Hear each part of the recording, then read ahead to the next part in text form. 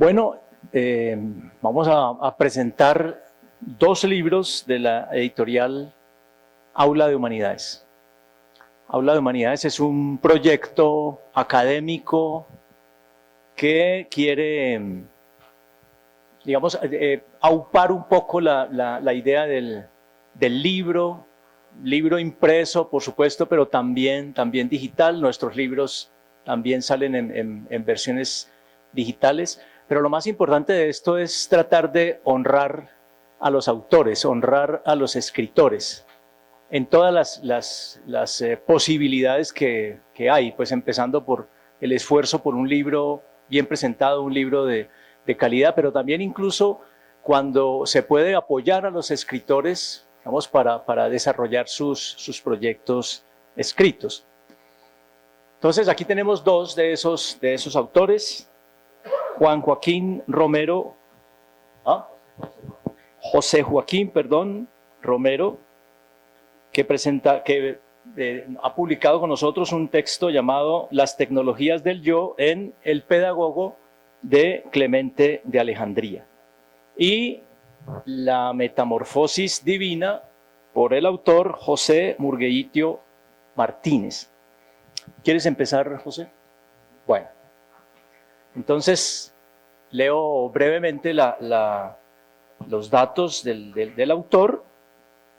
Escritor ecuatoriano, licenciado en Sociología por la Universidad Central del Ecuador y maestro en Ciencias Sociales por el Centro de Investigación y Estudios Superiores en Antropología Social de la Ciudad de México.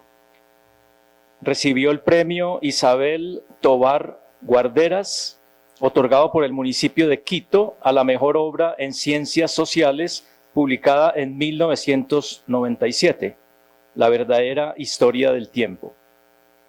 Ha sido docente universitario, capacitador y conferencista. Fue director de planificación de la Escuela Politécnica del Chimborazo, director de Cultura del Banco Central del Ecuador, director técnico de la Asociación de Municipalidades del Ecuador y consultor internacional en temas de desarrollo sostenible. Es autor de varias investigaciones, libros y artículos relacionados con su profesión. Hay en este caso una cosa muy especial, un pedido muy especial. Es un texto muy complejo, es una investigación muy extensa. Nuestro autor nos ha pedido disponer del mayor tiempo posible para hablar de su obra, entonces pasamos directamente a sus palabras. Gracias. Gracias, Guillermo, por sus palabras.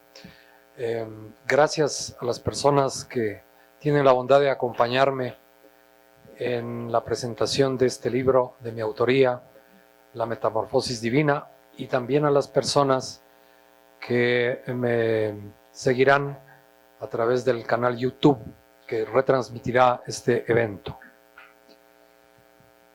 Qué pereza, como dicen los bogotanos. Qué pereza un libro sobre Dios, puesto que vivimos en las sociedades latinoamericanas, vivimos en un régimen secularizado, lo cual implica, por una parte, que el Estado es laico, es decir, que no tiene una religión oficial, como es el caso de los estados islamistas de Oriente. Implica también que el Estado protege y garantiza la libertad de cultos religiosos. Es decir, cualquiera puede tener el culto que a bien tuviere y también puede no tener ninguno. Esta fórmula tan civilizada de convivencia entre religiones fue una propuesta original del gran filósofo de la modernidad, Baruch de Spinoza, que la expuso por primera vez hacia mediados del siglo XVII en un libro que hizo época, el Tratado Teológico Filosófico. A propósito de Spinoza, en el ensayo lo he imaginado en su lecho de muerte, escribiendo una brizna de sus memorias, simplificadora osadía de la cual me sirvo para, intentando sentirlo vivo, hacer una semblanza de sus años, de su tiempo y de su magnético aporte. La secularización también implica que la ciencia, la literatura y las artes ya no son tuteladas por la religión, como ocurrió durante todo el medievo y como ocurrió durante gran parte de la modernidad y de la colonia en América. Implica también que el culto religioso, la opción religiosa, es un asunto de la interioridad apasionada y respetabilísima de cada devoto.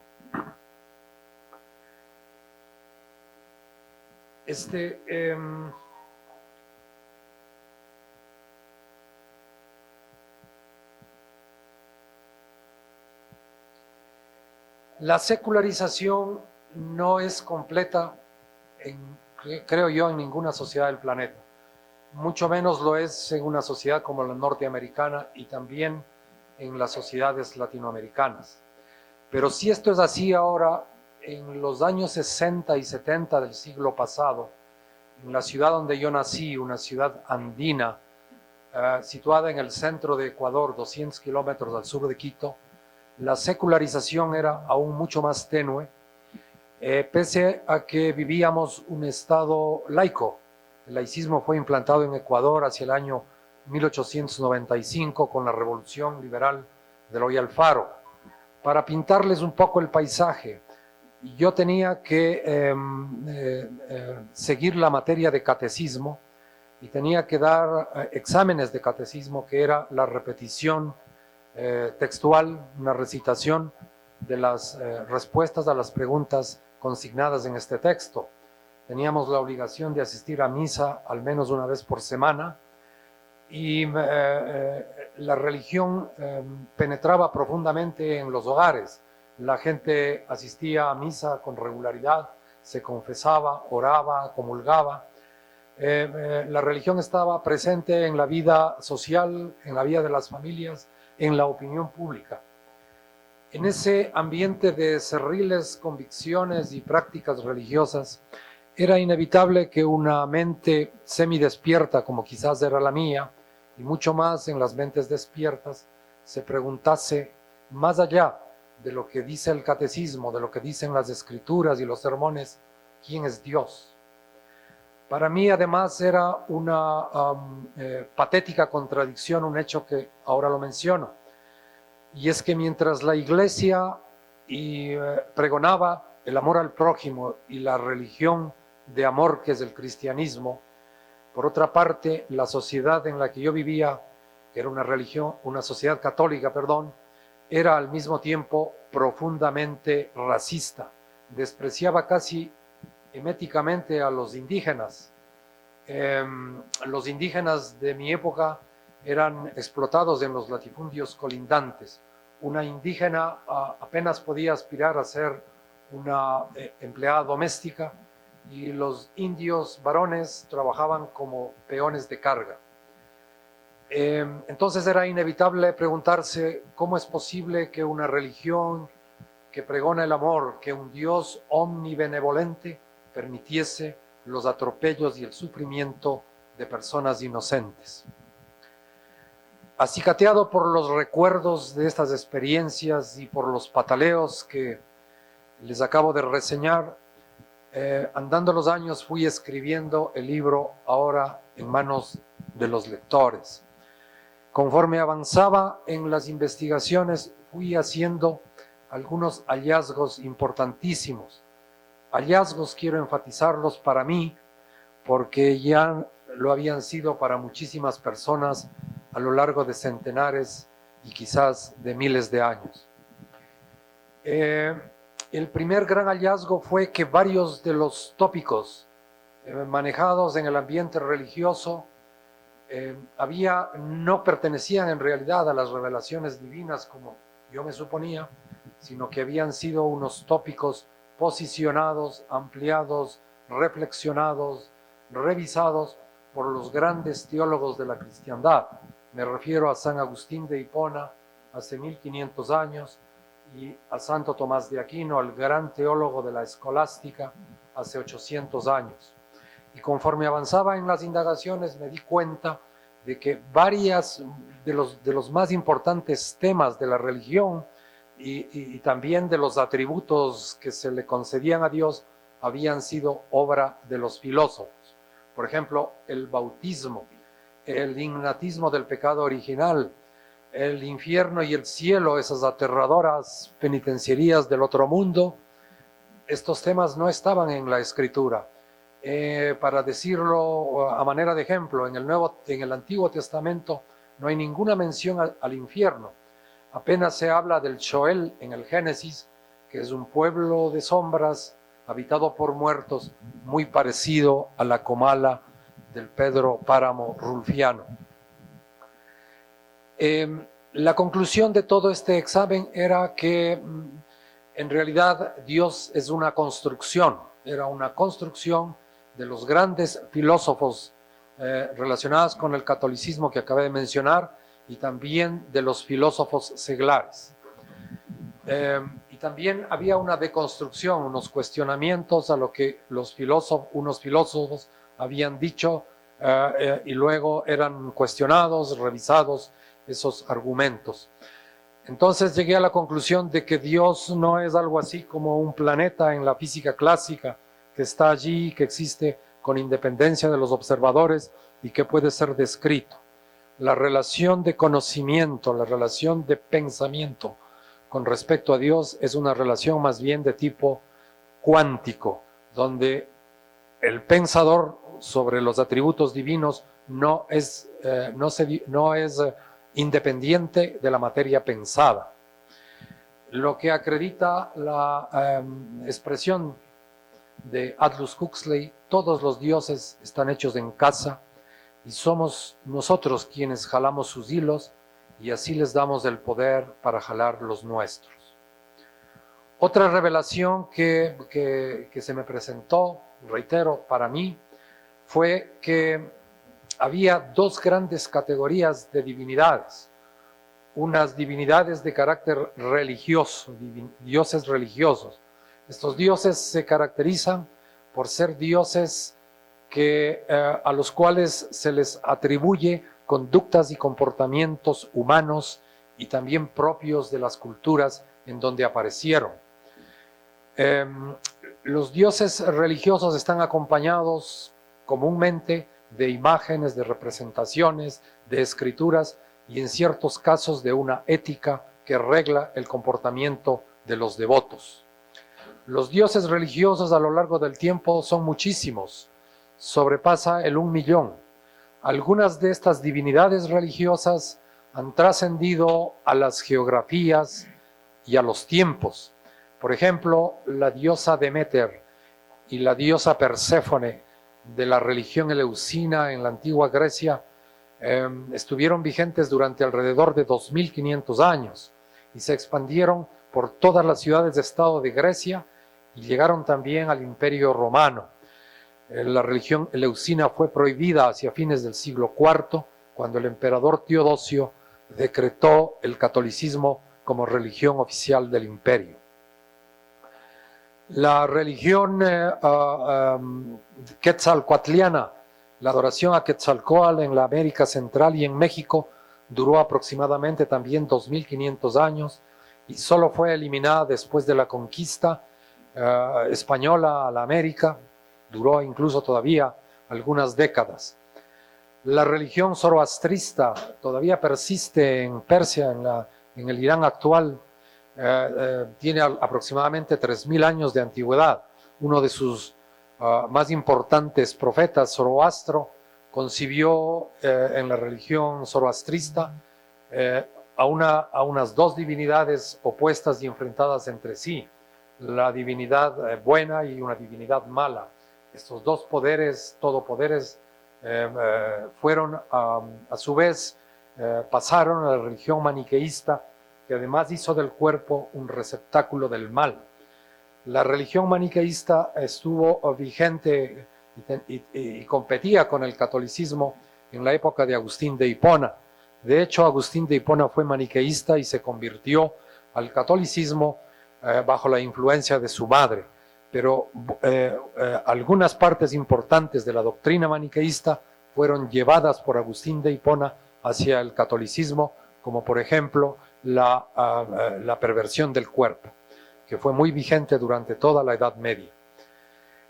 Bueno, la religión judeo-cristiana, que se originó hace aproximadamente 3000 años en el antiguo Egipto, según la investigación de Freud, Moisés y el origen del monoteísmo, su antecedente fue el culto a Amón, que fue el primer monoteísmo de la historia, decretado por el emperador Akenatón. Su hijo Tutankamón, el más conocido emperador de Egipto, volvió al politeísmo, pero la idea monoteísta quedó flotando en el ambiente cultural y será recogida por los esclavos hebreos del imperio egipcio, que la trasladarán a la religión judaica. Bueno, el judeocristianismo tiene aproximadamente 3000 años de antigüedad. La religión hinduista es quizás la religión más antigua del mundo. Tiene 5000 años de antigüedad y más o menos 1500 millones de adherentes. Bien, entonces este es el gran grupo de las deidades religiosas.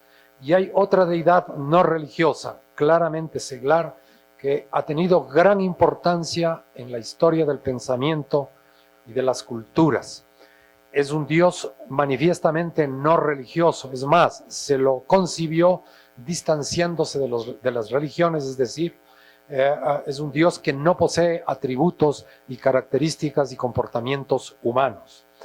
Fue concebido por algunos de los grandes filósofos griegos. Me refiero a Genófanes de Colofón, el inspirador del gran Parménides. Me refiero a Heráclito de Éfeso y me refiero a Tito Lucrecio Caro. Ellos concibieron esta divinidad que tiene el significado de mente, pensamiento del universo. Heráclito se refería a él como el logos cósmico. Y paralelamente en las religiones, en varias religiones y en varios pensamientos del Antiguo Oriente también floreció esta idea y este pensamiento. Se lo denomina Tao en el taoísmo, se lo denomina Talala o el más emocionalmente aséptico Eseidad en el budismo Dharmakaya, es Brahman en el hinduismo. También apareció en el pensamiento maya, se lo llama allí King. Y en la modernidad el tema fue retomado por Baruch Spinoza, que le denominó sustancia. Y Hegel lo llamó la idea absoluta y su voluntad, el espíritu universal. Nietzsche lo llamó el Dios secreto, más allá del bien y del mal. Yo he tomado esa nominación y no le llamo Dios secreto, sino diosa secreta, por una razón que no será difícil descifrar. El Dios filosófico, este Dios seglar, será fundamental para la aparición del concepto ley de la naturaleza. La ciencia no habría sido posible sin estas imágenes, sin estas interpretaciones de la deidad no religiosa.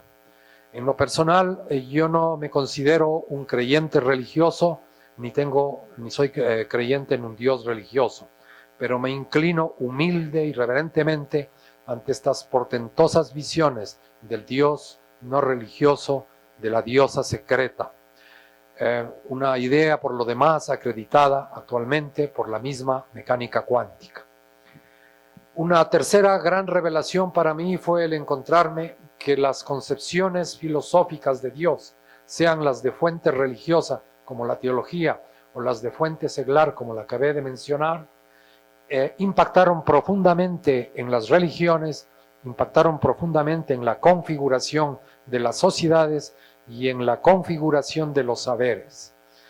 A su vez, la dinámica de los saberes, la dinámica de las sociedades y la dinámica de las religiones impactaron también profundamente en la forma de concebir filosóficamente a Dios.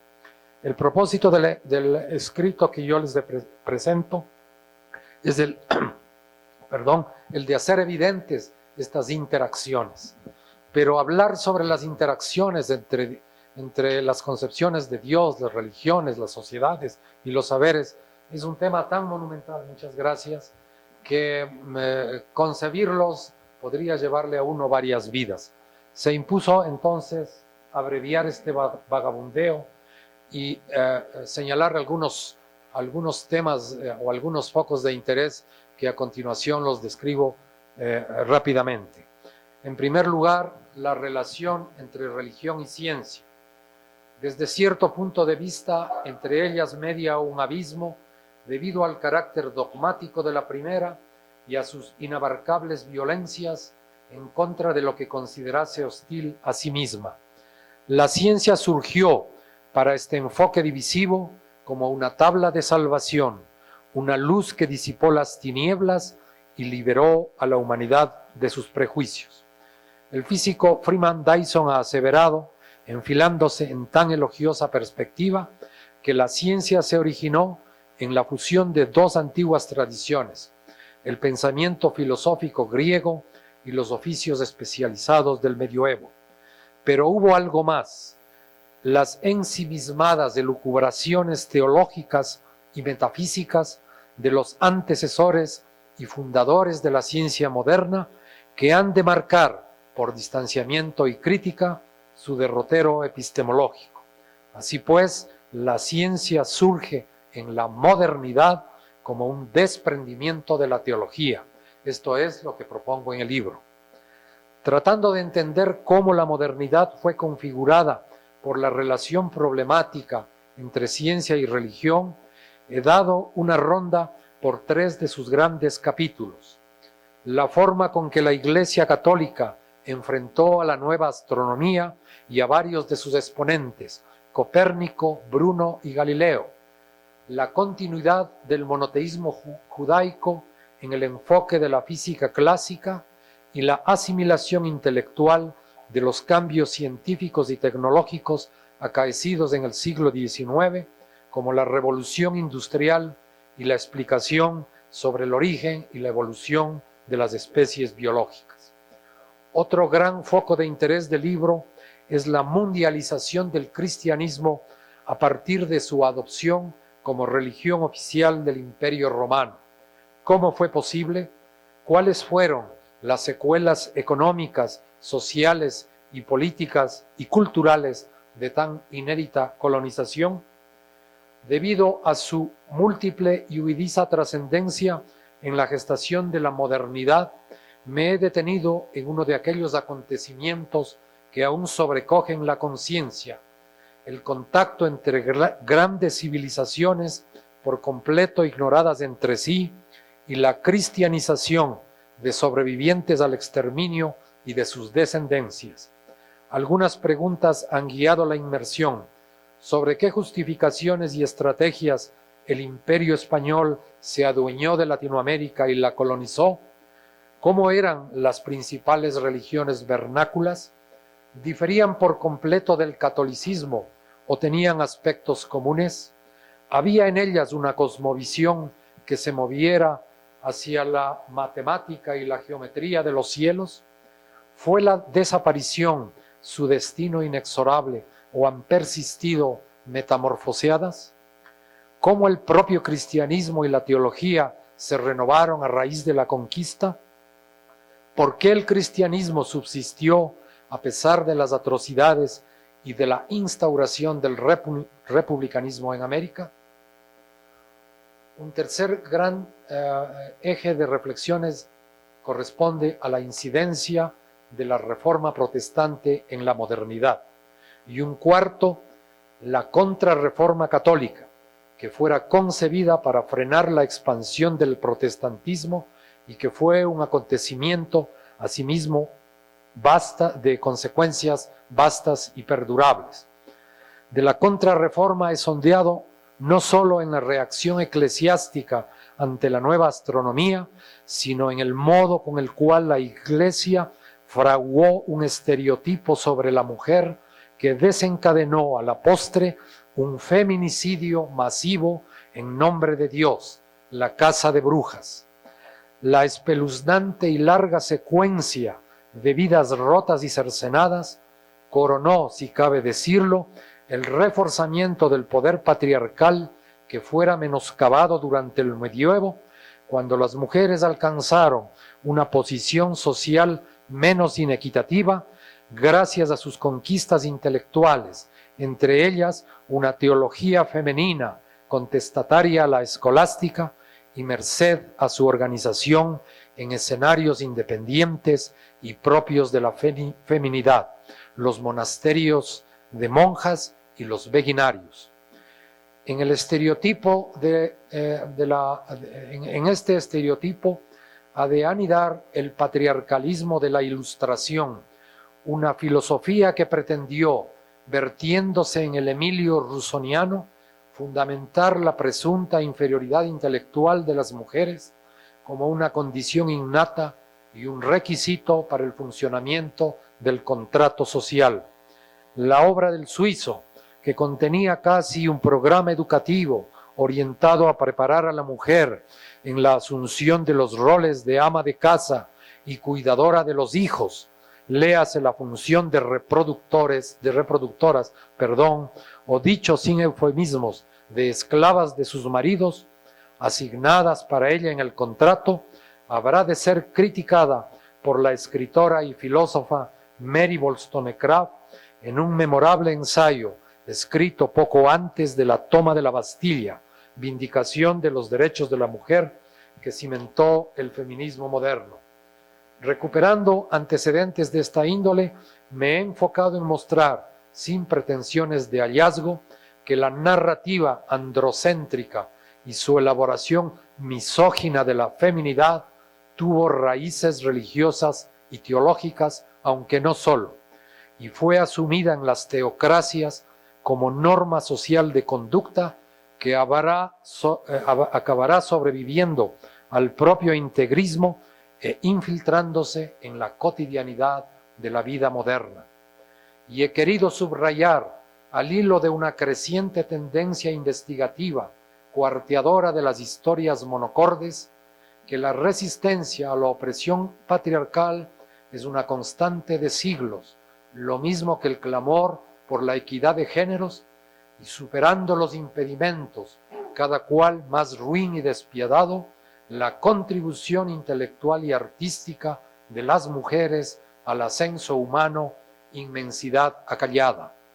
Léase entre líneas una instigación para dimitir a la masculinidad perniciosa y primitiva y a la condición de moáis que dan la espalda a la pleamar feminista ominoso desdén, para acoger una masculinidad vulnerable, respetuosa y edificante.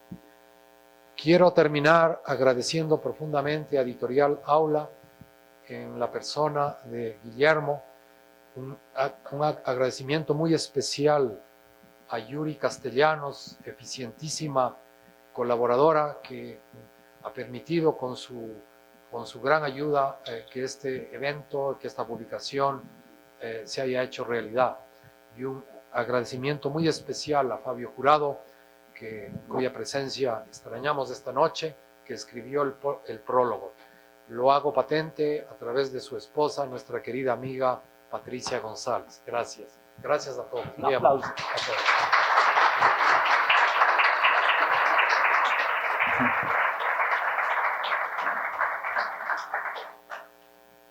Bueno, las tecnologías del yo en el pedagogo. El pedagogo es el nombre de un libro escrito por Clemente de Alejandría. Presento al autor,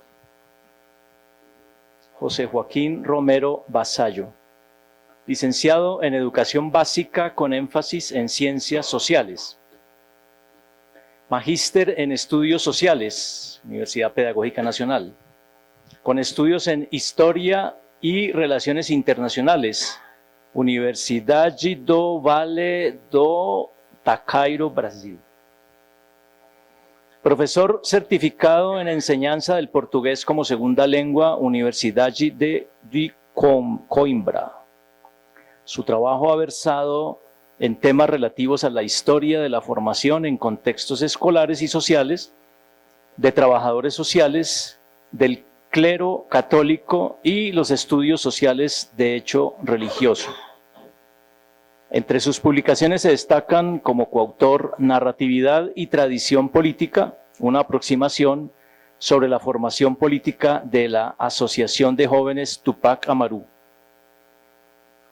Juventud es Justicia Socioambiental, Perspectivas Ecuménicas, Centro de Estudios Bíblicos en el evento de Río +20, historiando las prácticas formativas y la incursión de las TIC a través del trabajo social al contexto contemporáneo. Bueno, yo voy a hacerle, claro que tú eres el dueño del espacio y puedes decirme si quieres otra cosa, pero hay una curiosidad, digamos, para todos, porque es un libro, el libro de el pedagogo es del año 190. Entonces la pregunta es, cuéntanos quién era Clemente de Alejandría, cuál es el contexto que alimenta a Clemente de Alejandría. Una cosa muy especial que tú lo tienes en el texto, ¿cuáles son las herencias filosóficas de Clemente de Alejandría? Muchas gracias, doctor Guillermo. Agradezco en primer lugar a mis compañeros del trabajo, de este momento presente y de otros momentos de la vida, a mis familiares que vinieron también a acompañarme. Pues bien, este trabajo de investigación principalmente tiene su origen en un ejercicio investigativo de plano filosófico, histórico y pedagógico. En ese orden de ideas, se quiere de alguna manera problematizar la obra del libro del pedagogo de Clemente de Alejandría, como el maestro Guillermo lo indicó. Es un libro de la antigüedad tardía cristiana y fundamentalmente mi interés fue dar una respuesta a una serie de aseveraciones que Foucault hace en el cuarto libro de Historia de la Sexualidad, en el primer tomo. Clemente me parece que es un hombre muy interesante, en tanto nos permite una comprensión del mundo antiguo, pero también tiene un mensaje muy potente para el presente, en particular para quienes nos dedicamos a la educación, a la pedagogía, para pensarnos la pregunta, en el caso pues Clemente se pregunta ¿qué se necesita para hacerse cristiano? La pregunta que nos haríamos nosotros los que nos dedicamos a formar niños y jóvenes es ¿qué tipo de sujeto o qué tipo de personas estamos formando día a día? Entonces, ese fue mi interés inicial en Clemente y la problematización desde el método arqueogenealógico que allí está en la obra. Un poco, digamos, el texto, según tú lo explicas, el texto de Clemente, digamos, no se puede leer, digamos, con arreglo a los enunciados específicos que hay ahí, sino con arreglo a la herencia filosófica de Clemente. Es decir, y es una herencia múltiple, no podemos decir, bueno, viene de la formación de tal filósofo, no, sino que es una pléyade de influencias de naturaleza filosófica las que convergen en el texto de Clemente. Claramente, pues, tuve la suerte después de salir del mundo del marxismo, entrar a conocer a Foucault, y el método Foucaultiano permite de alguna manera pensarse un espectro gigante de fuentes, de recursos y de formas de entender lo que ha acontecido, lo que acontece en el tiempo presente.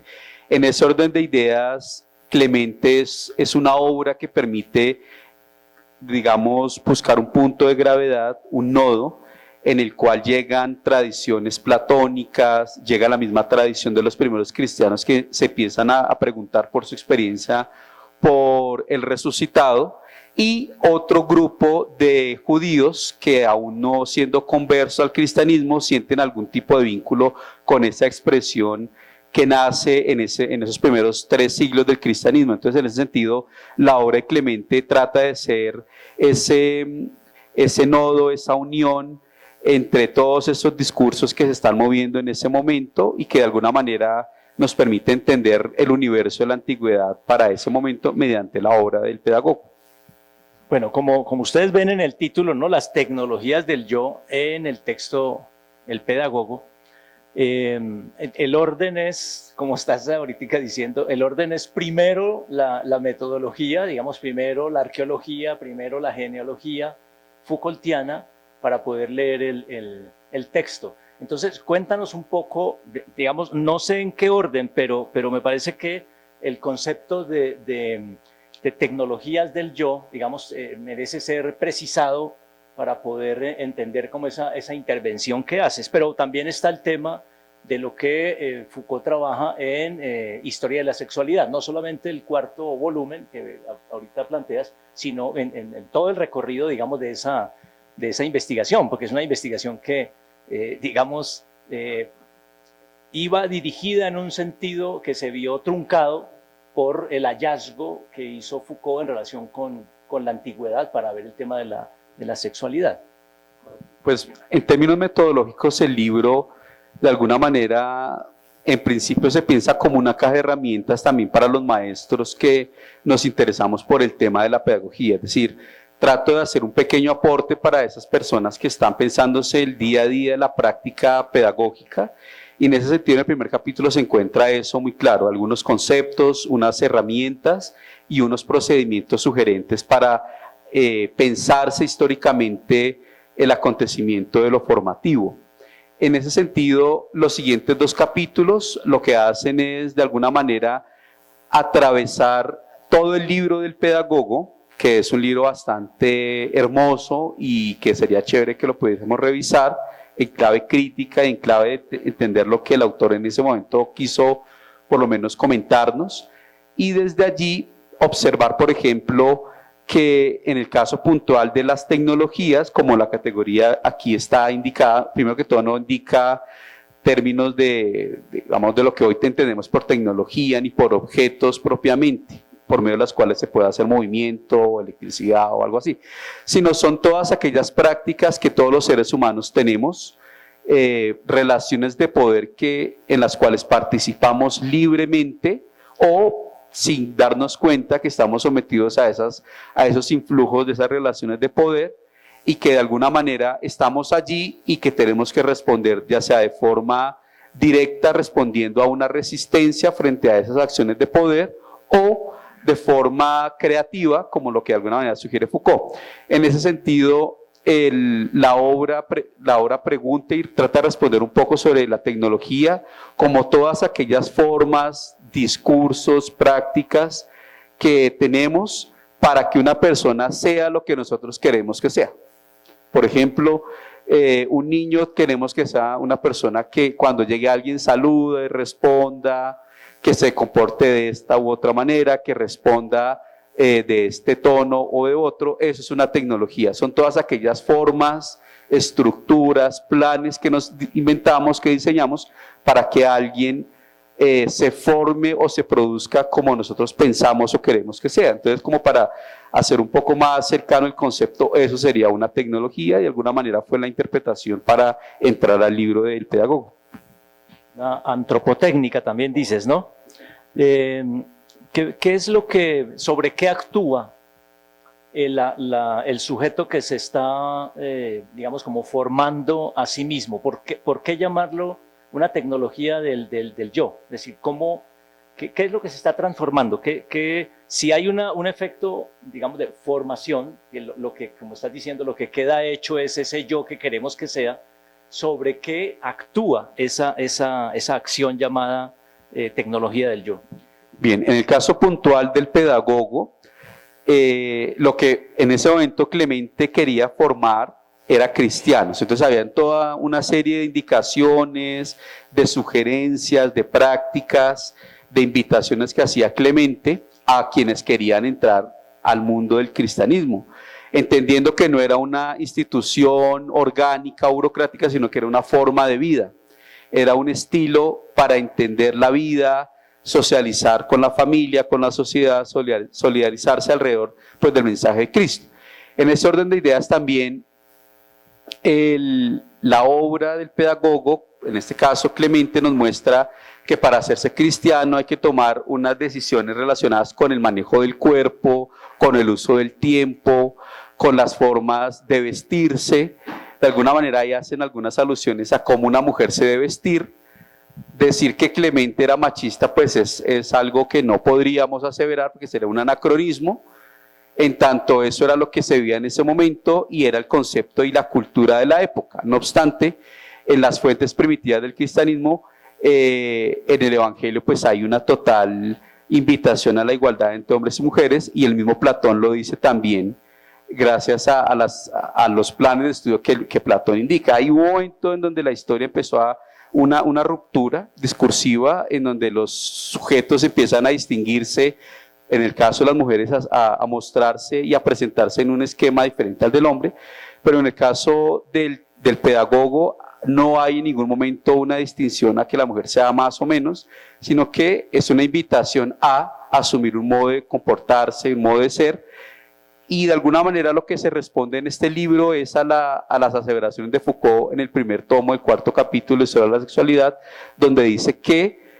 en este libro del pedagogo Clemente insta a que la sexualidad se debe controlar y que se debe tener una serie de formas para hacerse, digamos, sujeto en la modernidad y principalmente en la antigüedad, en la Edad Media. Yo digo, en parte es cierto, pero fuera de eso que Clemente puede decir respecto a la sexualidad, hay otra gran variedad de saberes y de temas que de allí están. O sea, la sexualidad solamente sería una de las formas para hacerse sujeto, una de las tecnologías nada más. Bueno, o sea, tú tienes una objeción ahí a la manera como Foucault asume la cosa. Hay una referencia en Foucault, en la hermenéutica del sujeto, que tú retomas, y es esta reflexión sobre el obrar sobre sí mismo, y cómo que es más o menos una expresión que dura un siglo, ¿sí? según Foucault en el texto. Esa expresión, digamos, muta en la expresión conócete a ti mismo, que sería como una reducción un poco de esa acción del sujeto sobre sí mismo. En el texto de Clemente, digamos, todos quedamos convertidos en niños, todos somos niños. Digamos que la idea de cristianizar es una idea de orientar a todos, no solamente a los niños, sino que también el efecto de formación tiene que ocurrir sobre los adultos. ¿Qué relación tiene esto con la idea de actuar sobre sí mismo y con la idea de conocerse a sí mismo? Bien, este fue uno de las principales invitaciones que desde la antigüedad siempre se hacía, cuidar de sí mismo y estar pendiente todo el tiempo de lo que uno hace y uno piensa. No era para uno reprimirse o para estar en un espectro neurótico, decir estoy haciendo esto, no estoy haciendo aquello, sino era como una práctica real de decir yo tengo que cuidar sobre mi propia mente, tengo que cuidar de mi salud, tengo que hacer ejercicio, tengo que estar leyendo, contemplando el arte, aguardándome en un lugar, ejercitando mi cuerpo, etc. Eran unos ejercicios pues, que el mismo Adot caracteriza, y Foucault después también, como los ejercicios espirituales. En ese sentido, el cuidarse a sí mismo y estar pendiente tanto de los pensamientos como de las acciones era una de las invitaciones permanentes que desde la antigüedad se hizo. Inclusive en el mismo texto del pedagogo se recoge esa invitación como una forma de amarse a sí mismo y de alguna manera de amarse para luego proyectarse hacia la polis, en el caso pues de la antigüedad griega, o al amarse a uno mismo puede amar a Dios y puede servir a los otros, como después Clemente lo va a decir en el Estrómata. Y de alguna manera es una invitación muy vigente todavía para todos nosotros, el cuidado de sí mismo para generar un servicio a la comunidad en donde nos encontremos. Entonces yo creo que las experiencias y las enseñanzas de la antigüedad son siempre muy vivas y muy presentes. Esto no tiene nada que ver con los mensajes de superación personal y todas estas terapias que hay ahora, puesto que el cuidado de sí mismo y el cuidado del yo son realmente propuestas muy serias que tienen toda una ejercitación espiritual que pues, desde la antigüedad se ha hecho y que lo han recogido diferentes escuelas filosóficas a lo largo de la historia. Lo de la niñez es una forma de entender metafóricamente cuando alguien entra a un proceso de formación, no necesariamente es un niño de 5 o 7 años, una persona pueril, sino que es aquella persona que está con deseo de participar de esos ejercicios para el cuidado de sí mismo. Todos en cualquier momento podemos ser niños y de alguna manera también en los textos del cristianismo primitivo eso queda muy claro. El niño es sobre quien tiene preferencia a Dios, es uno de los textos que hace de alguna manera referente al Evangelio, pero pues como el texto no es un texto evangélico sino filosófico, era como hacer el cruce en qué momento surgían todos estos discursos. Entonces más o menos como que esa era como la reflexión del ambiente grosso modo. Bueno, hay una objeción a la idea de que la acción sobre sí mismo coincidiría con la idea de conocerse a sí mismo, porque en ese conocerse estaría de por medio, es el tema de la razón, ¿sí? ¿Cuál es el punto ahí con eso? ¿Y qué tiene que ver eso con el pedagogo de Clemente? Bien. El pedagogo, en el caso de la razón y los cristianos de la antigüedad clásica, en ningún momento hacen una exclusión, por lo menos los griegos, los primeros griegos católicos, griegos cristianos, perdón, ellos no excluyen la razón como parte de la formación espiritual. La razón es algo constitutivo del vivir y del cuidado de sí mismo. En el caso puntual, por ejemplo, Séneca, que fue una de las fuentes que tiene Clemente, él dice que inclusive el pecado es una de las formas en donde las personas se alejan de la razón y del cuidado de sus propias mentes. Entonces, la persona pecadora es la que no ejercita su mente y su corazón y cultiva su ser interior.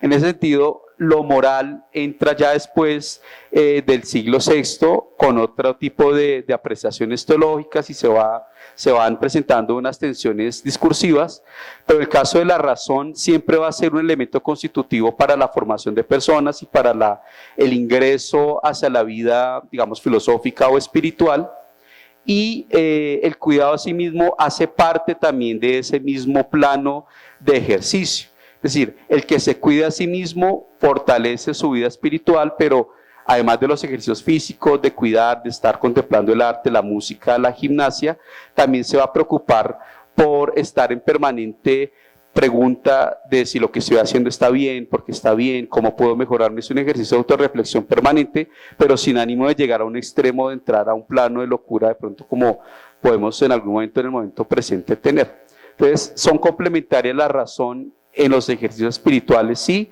y en el cuidado a sí mismo definitivamente también. Bueno, muchas gracias. Listo, ¿Quisieras agregar algo o abrimos un espacio para las preguntas, para las inquietudes? Preguntas, si hay. Bueno, perfecto. Entonces, un aplauso para nuestro autor.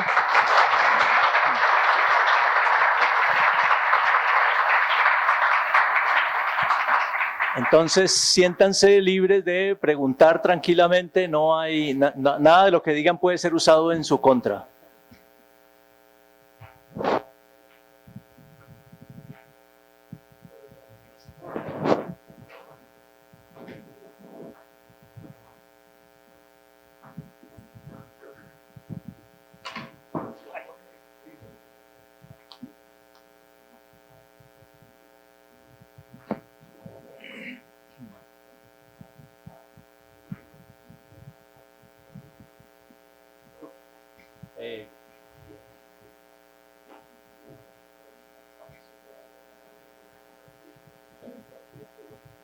Pero desde acá, ¿sí?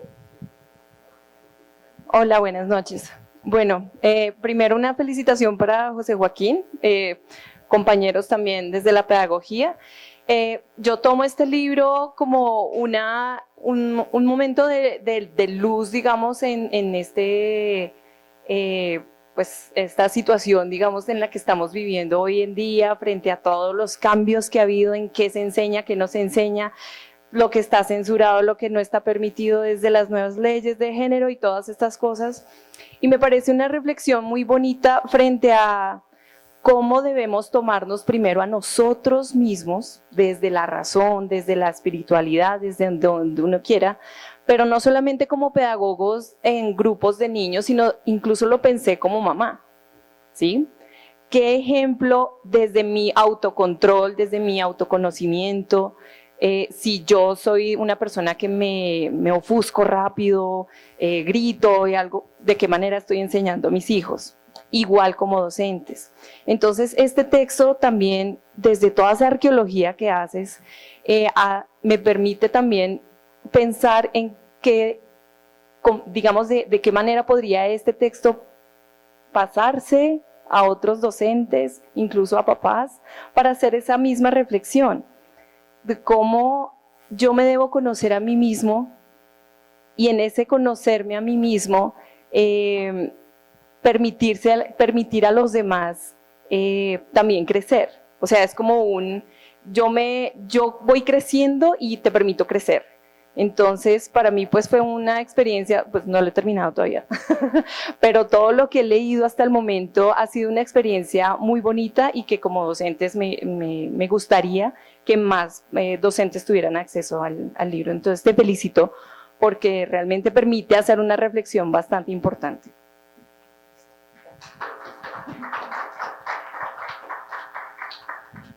Bien, Juli, muchas gracias por tomarte el trabajo de venir hasta acá y de leer el libro. Bien, uno de los principios desde la filosofía Foucaultiana y la pregunta que Foucault se hace o le hacen a Foucault en el sujeto y poder es ¿cuál es el objeto de su investigación? Foucault responde el sujeto. No es ni siquiera el poder ni el saber, sino es el sujeto, la configuración y la constitución del sujeto. En ese orden de ideas, y trayendo también toda la arqueología que el mismo Foucault presenta y que yo trato como de problematizar en esta obra, es mirar el cuidado de sí mismo, pero también un concepto que el mismo Foucault trae en los últimos seminarios de hermenéutica del sujeto, y es el coraje de decir la verdad, ¿sí? En la primera ley de Autor, el coraje de decir la verdad, Foucault, el cuidado de sí mismo y el coraje de decir la verdad son dos potencias éticas y morales en ese momento, no solamente para los maestros, sino para toda la sociedad, y es decir, hasta qué momento decir la verdad se convierte en un riesgo o en una forma de actuar virtuosa en la sociedad de hoy, en los espacios laborales donde nos encontramos, donde decir la verdad no siempre se puede, porque estamos todo el tiempo montándonos en eufemismos y en decir las cosas cubiertas, o decir la verdad como el mismo Epícteto dice, hasta donde la muerte nos dé. En ese orden de ideas son dos enseñanzas muy puntuales que nos dejan ellos, el coraje de decir la verdad y el cuidado de sí mismo, pero desde lo más profundo e ir saliendo poco a poco, ¿no? Esos son como dos temitas que quisiera dejar relacionados al primer tema que planteas. Y el segundo, pues obviamente, pasar todas esas enseñanzas a un plano de material educativo, didáctico, pues es una empresa muy interesante que habríamos que hacer en algún momento, y pues yo no me comprometo por ahora a hacerla, pero pues se podrá pensar seguramente, sí, Juli. Gracias. Bueno, muchas gracias por la pregunta. ¿Tenemos tiempo para otro comentario, otra pregunta, otra inquietud?